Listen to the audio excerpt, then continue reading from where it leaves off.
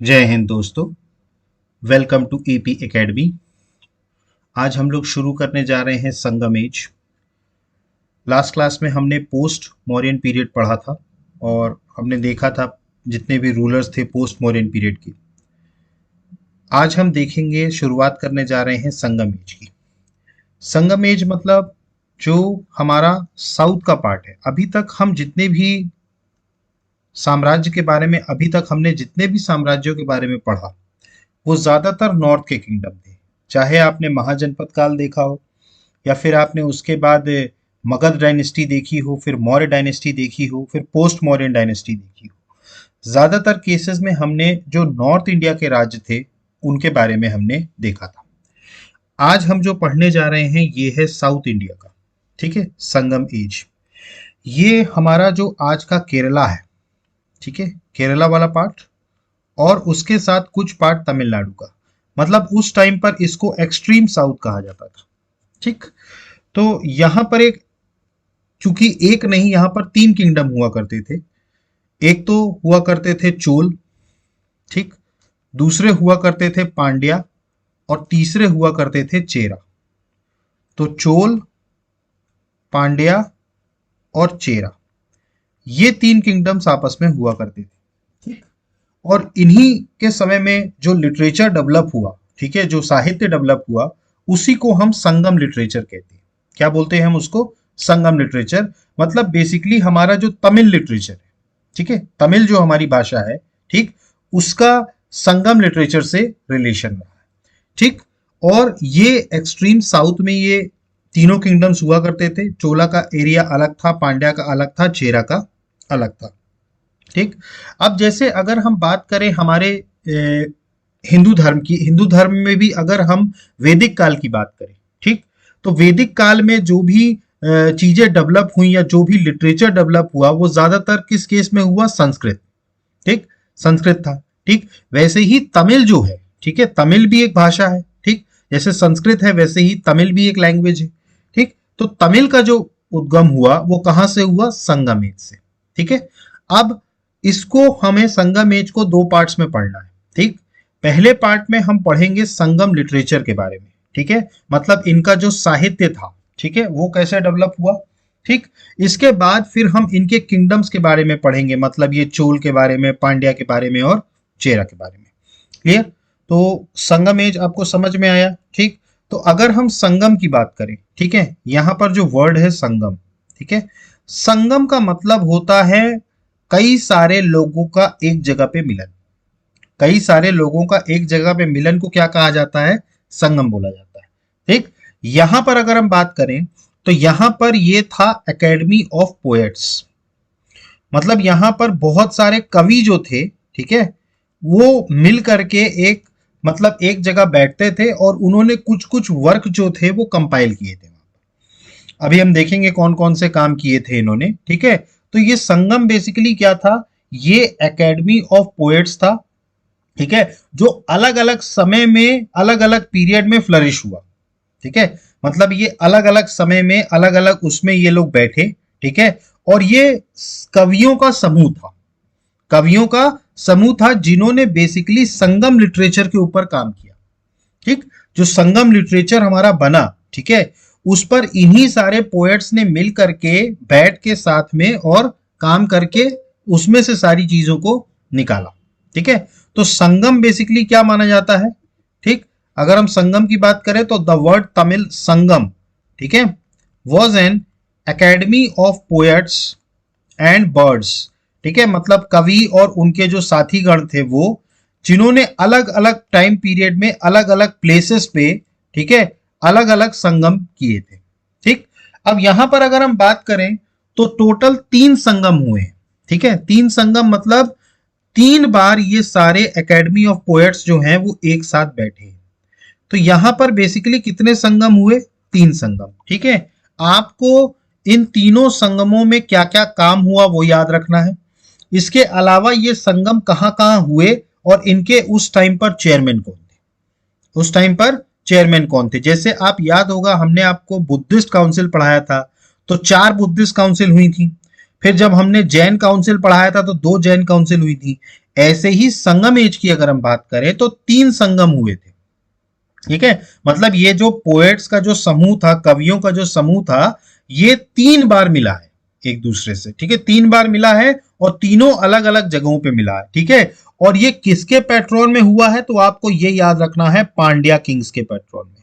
ठीक, अभी मैंने आपको बताया था ना 3 किंगडम्स हुआ करते थे साउथ में, चोला, चेरा और पांड्या। ठीक, तो जो पांड्या किंग्स हैं उन्हीं के सानिध्य में ये जो पूरा तमिल लिटरेचर है, ठीक है, या संगम लिटरेचर जिसको हम कहें, ये पूरा क्या हुआ है, कंपाइल हुआ है।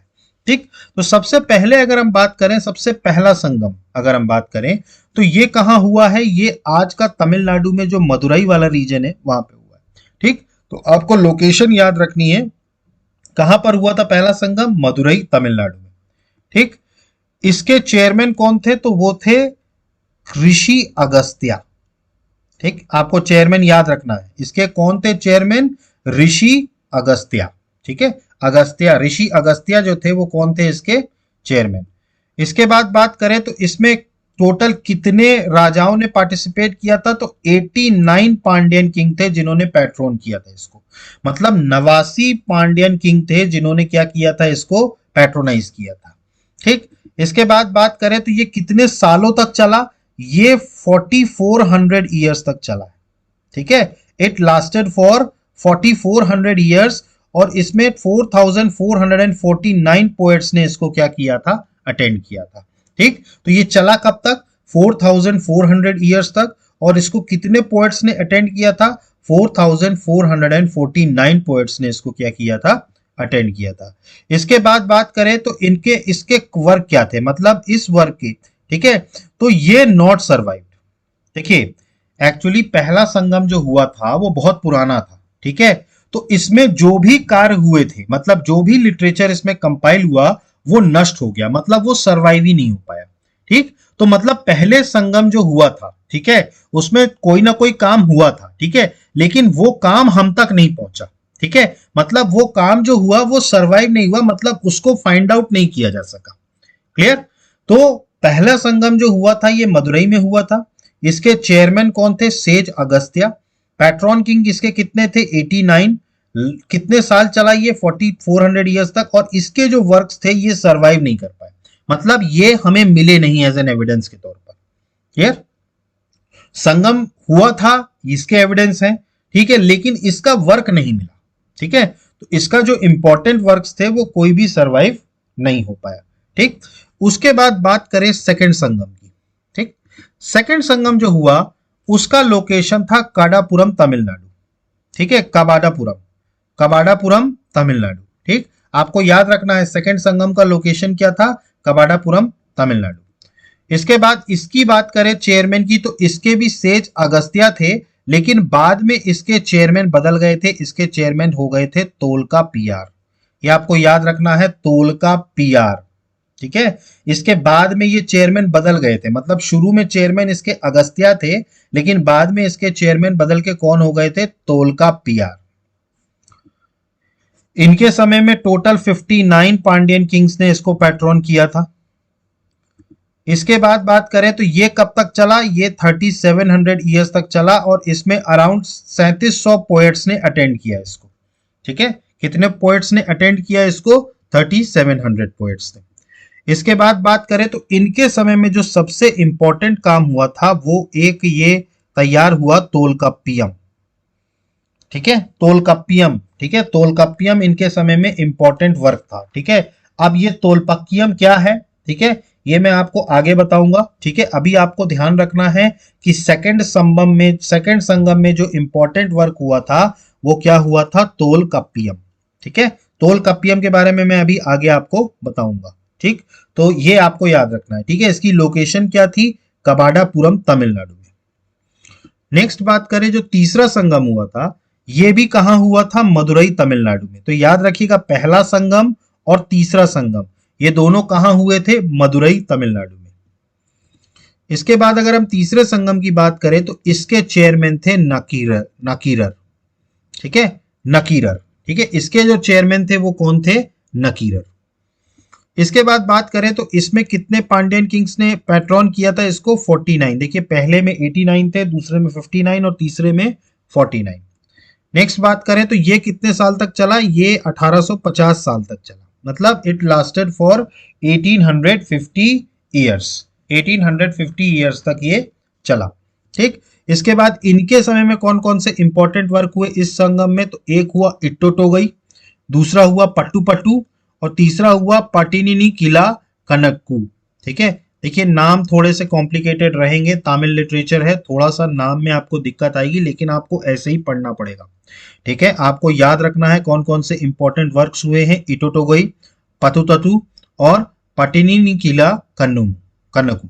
ठीक है, तो ये तीनों काम जो हुए ये कब हुए, तीसरे संगम एज में। देखिए इंपॉर्टेंट वर्क्स में क्वेश्चन इस तरीके से बनता है कि जैसे पट्टू पूछ लेंगे कि कौन से संगम में ये काम हुआ है। क्लियर, तो पट्टू कौन से संगम में हुआ है, तो पट्टू कहाँ हुआ है, थर्ड संगम में। ठीक है, तो आपको याद रखना है किस संगम में कौन सा काम हुआ है। ठीक है, तो ये तीनों संगम थे। ठीक है, 3 संगम हुए। ठीक है, पहला जो हुआ वो मदुरई में हुआ, दूसरा जो हुआ वो कबाडीपुरम में हुआ और तीसरा जो हुआ वो भी कहाँ हुआ, मदुरई में हुआ। ठीक है, वर्क कौन कौन से थे, पहले वाले का तो कोई वर्क बचा ही नहीं। ठीक, दूसरे वाले का कौन सा बचा, तोलकप्पियम। ठीक, और तीसरे वालों में 3 काम हुए, इटोटोगई, पटुटुटु और पतिनिकिला कनक्कू। ठीक, तो ये 3 चीजें आपको याद रखनी है। ठीक, अब इसके बाद हम आते हैं संगम लिटरेचर पर। ठीक, इसके बाद हम आते हैं संगम लिटरेचर पर। तो यहां पर आपको याद रखना है कि based on the context and interpretation, मतलब इसमें क्या क्या चीजें हैं और किस तरीके से इसको बनाया गया है, इसमें संगम लिटरेचर को 2 पार्ट्स में डिवाइड किया गया। ठीक है, मतलब ये जो पूरा संगम लिटरेचर है इसको 2 पार्ट्स में बांटा गया। सबसे पहला है अहम। ठीक है, सबसे पहला कौन सा है, अहम। ठीक है, इसमें क्या किया गया है, इसमें चर्चा की गई abstract discussion on human aspects. Human aspects मतलब मानवीय पहलुओं पर डिस्कशन किया गया। जैसे कि आप बात करते हैं लेव जो होता है, या हम सेक्सुअल रिलेशंस की बात करते हैं, तो ये क्या होता है, हमारा मानवीय पहलू। ठीक है, तो इस पे जो डिस्कशन किया गया उसको क्या बोला गया, अहम। ठीक है, ठीक, मैंने आपको बताया संगम लिटरेचर 2 पार्ट्स में डिवाइड किए गए। एक सबसे पहला था अहम, जिसमें एब्स्ट्रैक्ट डिस्कशन हुआ on human aspect such as love, sexual relations. ठीक, और दूसरा जो था वो था पूरम। ठीक है, इसमें ह्यूमन एक्सपीरियंस के बारे में बताया गया। ह्यूमन एक्सपीरियंस जैसे हेरोइज्म, ठीक है, हेरोइज्म है, ठीक है, कस्टम्स हैं, सोशल लाइफ, एथिक्स, जो आपकी मॉरलिटी होती है। ठीक है, इसके अलावा आपकी सोशल लाइफ किस तरीके की रही है, हीरोइज्म क्या है, कस्टम्स क्या है, मतलब ह्यूमन एक्सपीरियंस के बारे में जो बताया गया उसको डाला गया किसमें, पूरम में। ठीक, तो जो ह्यूमन एस्पेक्ट था, ठीक है, उसको डाला गया अहम में।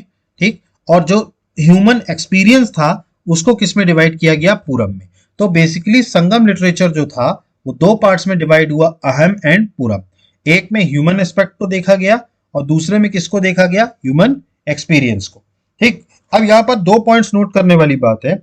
मैंने जब आपको तीनों संगम बताए थे, ठीक है, तो अगर हम पहले 2 संगम्स की बात करें तो पहले 2 संगम में, पहले संगम में तो कोई काम उसका बचा ही नहीं था, और दूसरे संगम में भी किसका, कौन सा काम उसका एक बचा हुआ था, एक काम इसका से बचा हुआ था, कौन सा, तोलकप्पियम। कौन सा काम बचा था, तोलकप्पियम। तो आपको ये याद रखना है। ठीक है, तो पहले 2 संगम्स में सिर्फ कौन सा काम बचा था, तोलकप्पियम, बाकी सब नष्ट हो चुका है। ठीक, और जो तीसरा संगम था उसमें क्या क्या बचा हुआ था, इटोटोगई, पटुटुटु और पातिनिकिला कनक्कू।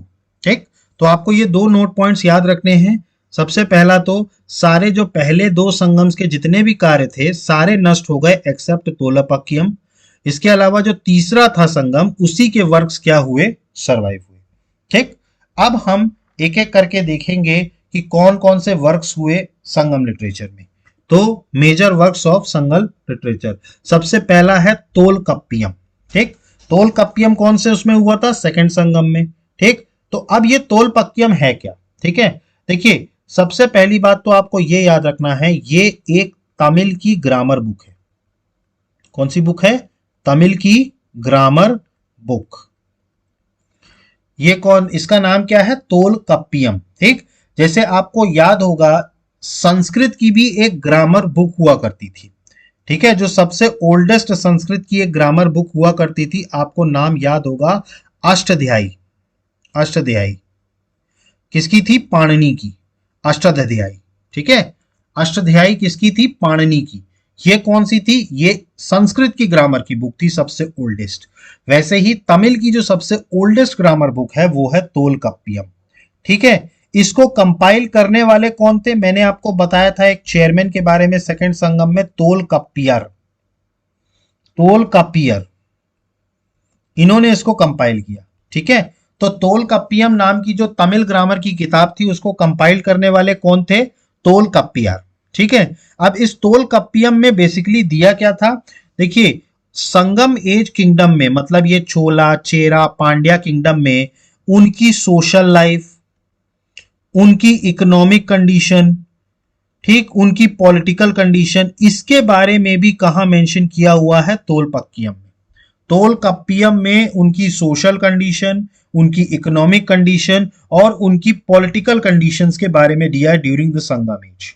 संगम एज के टाइम पर किस तरीके की उनकी सामाजिक संरचना थी, आर्थिक उनकी क्या थी, पॉलिटिकल क्या थी, ये सारी चीजें कहां से मिली हैं? तोलकप्पियम से, ठीक है, जो एक सबसे ओल्डेस्ट तमिल की ग्रामर बुक है। और इसको कंपाइल करने वाले कौन थे? तोलकप्पियार, ठीक है, तोलकप्पियार इसको कंपाइल करने वाले थे।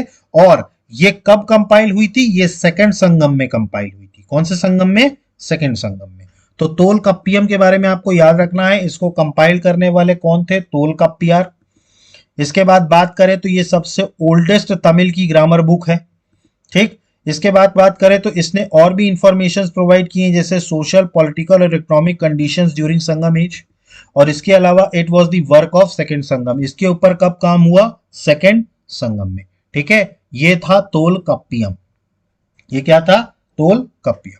अब इसके बाद हम देखते हैं जो तीसरा संगम एज था, थर्ड तमिल संगम एज, उसमें जो इंपॉर्टेंट वर्क्स हुए थे वो कौन कौन से हुए थे, ठीक। तो सबसे पहले बात करें तो जो कंपोजिशन था थर्ड संगम का, ठीक है, उसको क्लासिफाई किया गया था 8 एंथोलॉजीज में, ठीक है। 8 एंथोलॉजीज मतलब एक तरीके से संकल्प, संकल्प, ठीक है। 8 इसमें संकल्प थे, ठीक है, संकल्प। 8 इसमें संकलन थे, ठीक है, संकल्प, ठीक है, जिसको क्या बोला गया? इत्तोटोगई, ठीक। मैंने आपको बताया था इत्तोटोगई के बारे में, ठीक। तो जो 8 संकलन थे, ठीक है, इनको कहा गया इत्तोटोगई, ठीक है। और जो 10 आइडल्स थे, ठीक है, 10 आइडल्स, ठीक है, आइडल्स मतलब एक तरीके से मान लीजिए आप आदर्श, ठीक है, इसको क्या माना जाता है? आदर्श। तो जो 10 आदर्श थे वो उनको क्या कहा गया? पट्टू पट्टू, ठीक। तो इत्तोटोगई क्या किसको बोला गया? 8 संकल्पन, 8 एंथोलॉजीज को।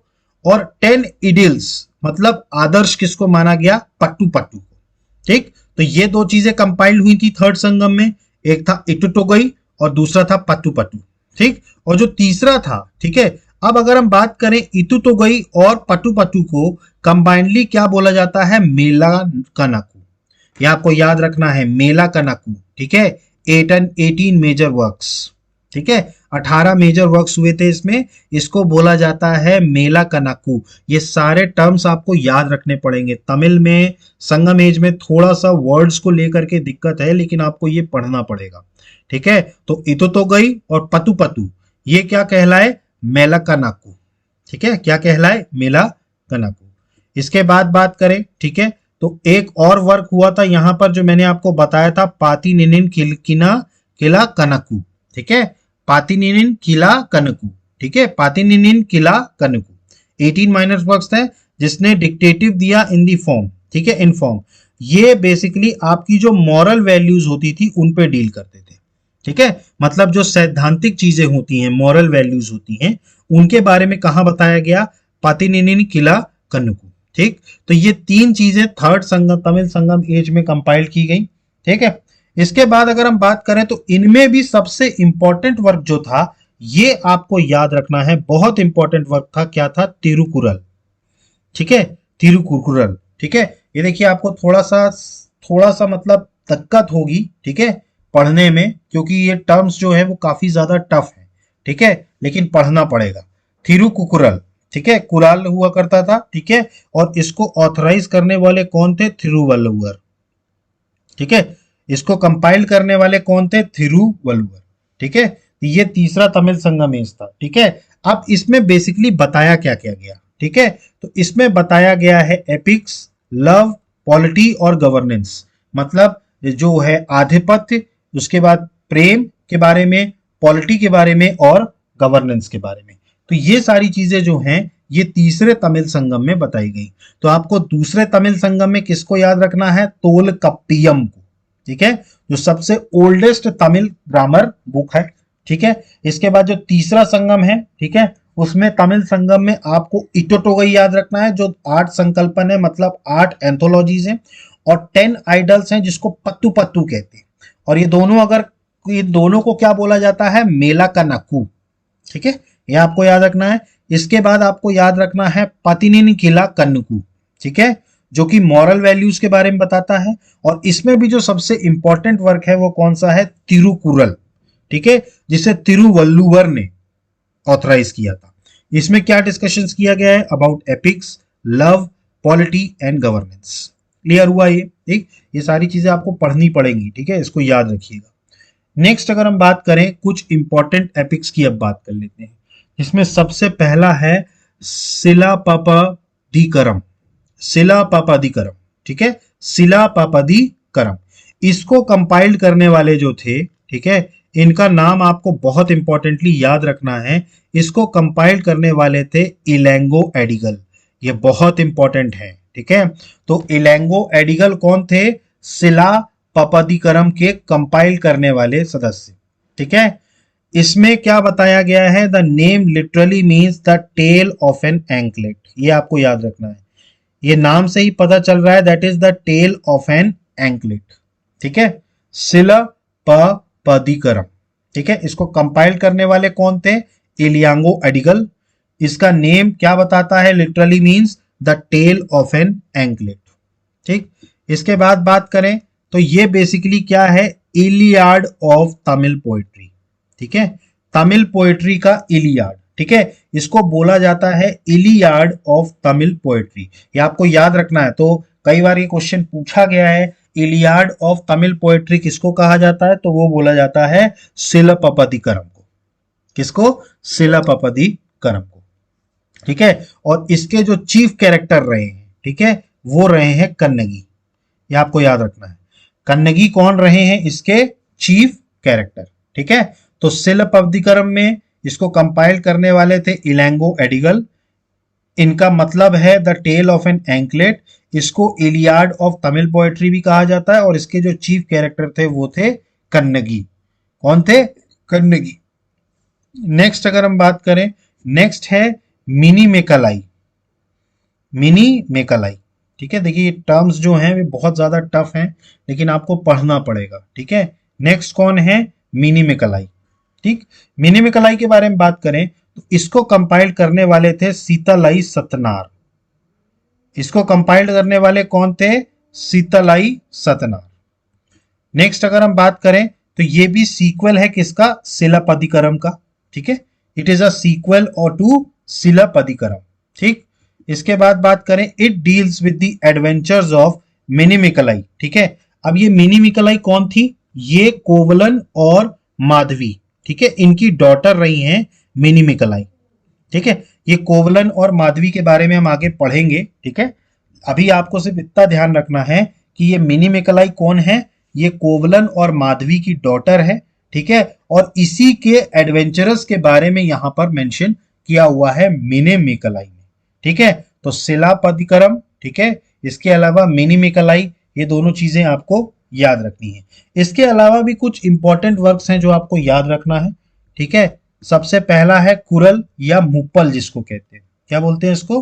कुरल या मुपल कहते हैं, ठीक है। इसको किसने लिखा? It is written by Thiruvalluvar, ठीक है, तिरुवल्लुवर, ठीक है, इन्होंने लिखा।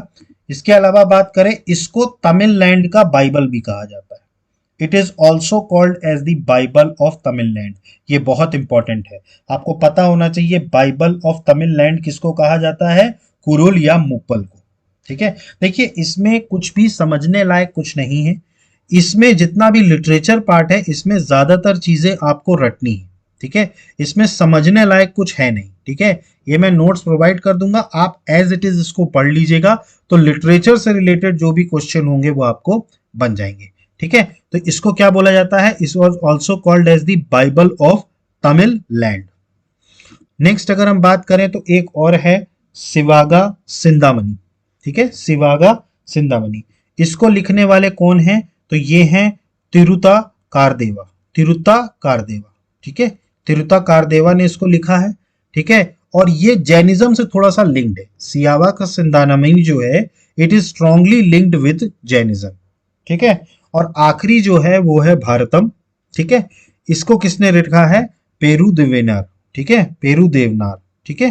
तो ये पेरू देवनार ने लास्ट में इसको लिखा है, किसको, भारतम को, ठीक। तो ये था संगम लिटरेचर, ठीक है। एंड आई होप कि आपको, देखिए इसमें एक्चुअली क्या है, संगम लिटरेचर में मैंने आपको बता तो दिया, इसमें समझने लायक कुछ नहीं है, आपको सिर्फ 2-3 बार इसको पढ़ के चीजों को याद रखना है, क्योंकि इसमें क्या है, डायरेक्ट क्वेश्चन पूछे जाते हैं। अब जैसे आपसे डायरेक्ट क्वेश्चन पूछा जाएगा, शिलापदिकरम के को कंपाइल किसने किया, शिलापदिकरम को कंपाइल किसने किया, तो आपको सीधा आंसर पता होना चाहिए, इलैंगो एडिगर। बस आपको बहुत ज्यादा लिटरेचर में दिमाग नहीं लगाना है, ठीक है, क्योंकि इसमें समझने लायक कुछ भी नहीं है, इसमें सिर्फ आपको इन चीजों को ठीक से बस एक बार पढ़ना है, ठीक। तो आज का लेक्चर मैं यहीं पर स्टॉप कर रहा हूं, चूंकि इसके टर्म्स थोड़े से डिफिकल्ट हैं, आपको थोड़ा सा टाइम लगेगा, तो आप एक बार इसको अच्छे से नोट्स को पढ़िएगा, ठीक है, और बार बार पढ़िएगा, 3 से 4 बार पढ़ेंगे आपको याद हो जाएंगी चीजें, ठीक है। क्वेश्चन डायरेक्ट पूछे जाते हैं, इसमें कहीं से भी क्वेश्चन घुमाया नहीं जाता, डायरेक्ट क्वेश्चन पूछा जाएगा कि भाई कुराल के राइटर कौन थे, किसने लिखा कुराल के बारे में, तो आपको पता होना चाहिए तिरुवल्लुवर में, ठीक है। बाइबल ऑफ तमिलनाडु किसको कहा जाता है, तो ये सारी चीजें, जैनिज्म से लिंक्ड कौन सा लिटरेचर है संगम में, ठीक है। तो ये सारी चीजें आपको क्या होनी चाहिए, बस पता होनी चाहिए। तो यहां पर आकर के आज हम अपनी क्लास को स्टॉप करते हैं। आई होप कि आज आपको समझ में तो ज्यादा कुछ नहीं आया होगा, आपको रटना ही है ये सारी चीजें, और अगर आपको इसके बाद भी कोई डाउट उठ रहा है तो प्लीज कमेंट बॉक्स में मेंशन कीजिए। और अब हम इसके बाद जो नेक्स्ट क्लास में पढ़ेंगे संगम एज के बारे में, तो उसमें हम देखेंगे चोलास, चेरास और पांड्यास के बारे में, इनके राजा कौन कौन रहे और इनका क्या क्या चीजें रही इसमें, ठीक है। तो गाइज, अगर आपको हमारा चैनल पसंद आ रहा है तो प्लीज हमारे चैनल को लाइक कीजिए, सब्सक्राइब कीजिए और मैक्सिमम से मैक्सिमम शेयर कीजिए। So guys, thank you, have a good day, जय हिंद, नमस्कार।